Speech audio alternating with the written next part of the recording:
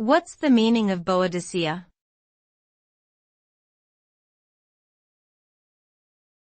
Boadicea.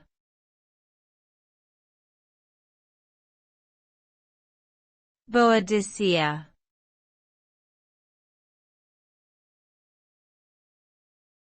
Boadicea.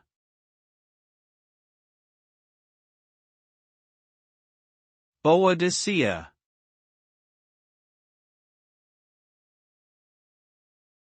Boadicea, also spelled Boudicca, was a queen of the Iceni tribe in ancient Britain who led a major uprising against the occupying Roman forces in AD 60 or 61.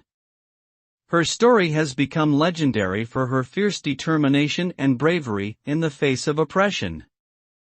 The name Boadicea is believed to have come from the Celtic word Buda, meaning victory, and Ce or Cia, meaning warrior. In modern times, she has become an iconic symbol of resistance against colonialism and imperialism, inspiring many movements around the world. Boadicea's name continues to be associated with power, strength, and the fight for freedom.